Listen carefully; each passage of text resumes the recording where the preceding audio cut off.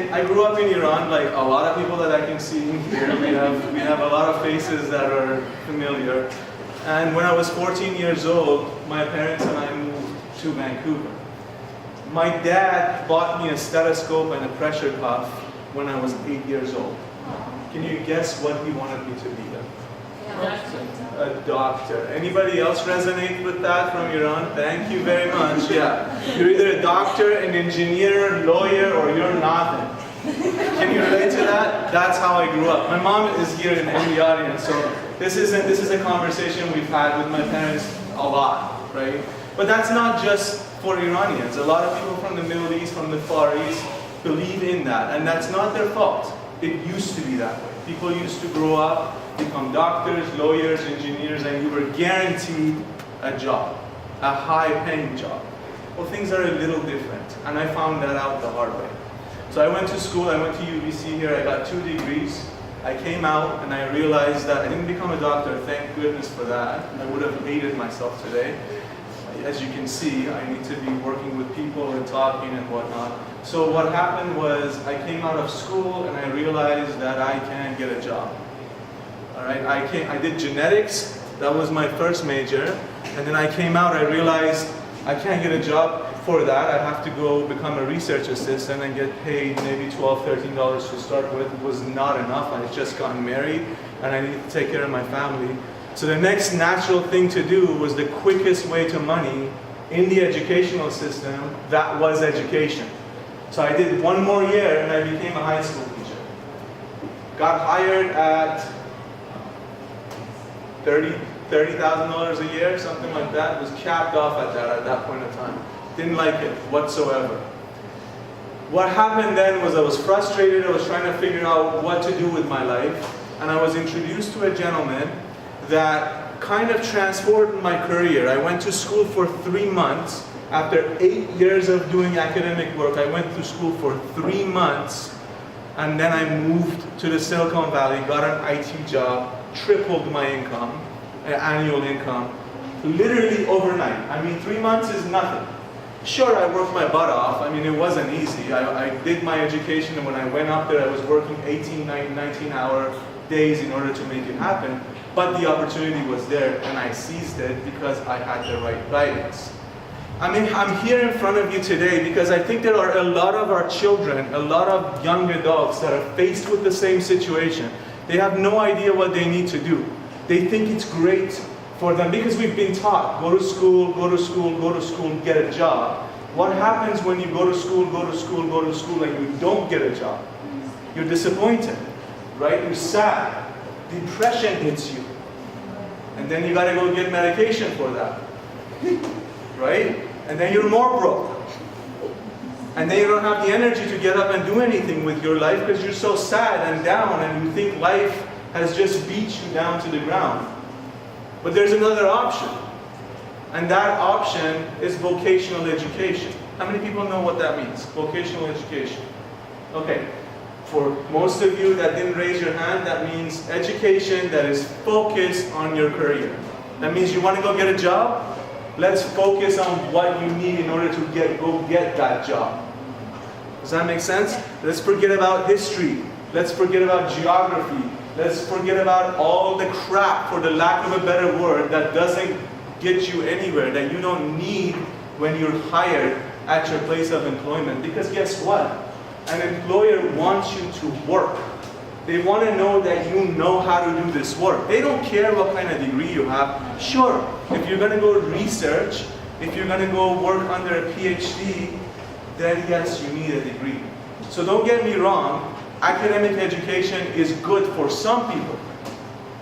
But there are others that don't necessarily need that education, that can get away with getting the education that they need in a lot shorter of a time span and going to work and making money. Okay, think about it. You go to school, if you're an international student, everything bubbles. Okay, so let's just talk about domestic people who are Canadian citizens or permanent residents, and they end up going to UBC.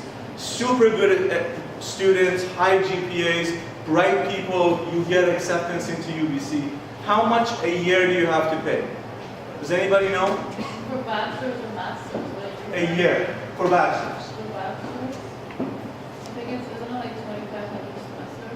Right. Okay, so by the time you get your degree, you've paid a whole lot of money.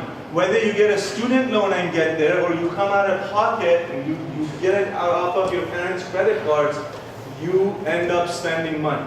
Okay? The other part of it that a lot of people miss is that you just spent 4 of the best years of your life going into debt, where you could have invested those years into work, right? So if you come out of high school and you go to work and you start working, you come out with 4 years of experience. Now you have the experience that the employer is looking for, plus you not only didn't spend the money, you made money because you were working. Is that adding up? Okay. So by the time you go through school, you get a bachelor's degree, or like me, you get 2 of them, or you get a master's degree, or you get your PhD, you have spent a lot of money. What do you have? You have a piece of paper and a title. If that's important for you, you're in the wrong room today. Okay? You need to be at UBC or SFU or working hard to get there. And I'm telling you, that is the path for some people. It depends on what your goals are. So you need to be clear about what those goals are for you. For me, it was to get a job, be able to make money. I didn't need titles behind my name. I did not need the letters to bring me self-respect. I had enough of that already. Okay? So what I want to do before I transition here, I have a video, a very short video for you guys that I want to play. How many people are familiar with Elon Musk? Who's Elon Musk? He's a multi-millionaire genius who started Tesla and is working on SpaceX right now. All right, did everybody hear that? Elon Musk is probably one of the most forward-thinking people in our era today. If you haven't heard of him, go look him up, listen to some of his talks. He's doing revolutionary things just like Steve Jobs was doing. This interview is like an expert of a 1 minute section of one of his interviews about hiring. All right, let's listen to it. Hopefully my technology works, otherwise we have problems.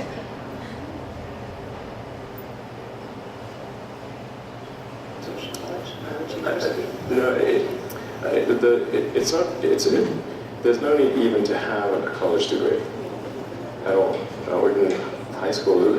I mean, if somebody graduated from a great university, that may be an indication that they will be capable of great things, but it's not necessarily the case.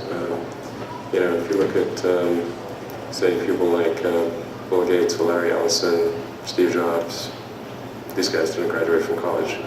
But if you had a chance to hire them, of course, that would be a good idea.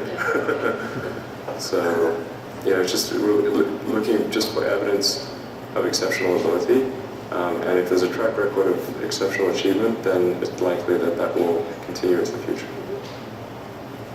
If there's a track record of exceptional achievement, it's a pretty good guarantee that that will continue into the future.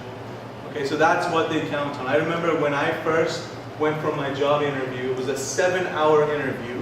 I spent 4 hours of it troubleshooting on a computer. They did not care where I came from. They did not care who I knew. They did not care what kind of diploma I had. They gave me problems and they said, can you solve this? Can you fix this computer? And thank goodness I had the guidance and mentorship to be able to do that. Otherwise, I wouldn't have been able to land that job.